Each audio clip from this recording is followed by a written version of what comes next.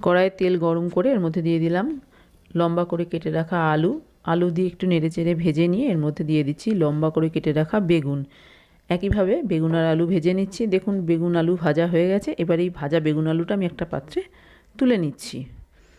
কড়াইয়ের মধ্যে আরও কিছুটা তেল দিয়ে দিলাম। তেলটা গরম হয়ে যাওয়ার পর এর মধ্যে দিয়ে দিলাম কালো জিরে ফোড়ন। ফোড়নটা কয়েক সেকেন্ড নেড়েচেড়ে ভেজে নিয়ে দিয়ে দিলাম একটা পেঁয়াজ কুচি আর 3-4টে চেরা কাঁচা লঙ্কা। কিছুক্ষণ নেড়েচেড়ে ভেজে নিয়েছি।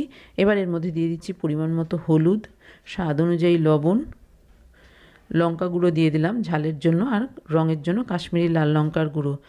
আবার একটু জল দিয়ে ভালো করে মশলাটা কষিয়ে নিয়ে দিয়ে দিলাম ভেজে রাখা আলু আর বেগুন। আলু বেগুন দিয়েও কিছুক্ষণ কষিয়ে নিয়েছি। তারপরে দিয়ে দিলাম পরিমাণ মতো গরম জল। ঢাকা দিয়ে কিছুক্ষণ ফুটতে দিলাম। ফুটে উঠেছে, ঢাকনা খুলে একটু নেড়েচেড়ে দিয়ে দিলাম ভেজে রাখা চাপিলা মাছ। মাছ দিয়েও একটু নেড়েচেড়ে আবারও ঢাকা দিয়ে কিছুক্ষণ রান্না করে নিয়েছি। হয়ে গেছে আমার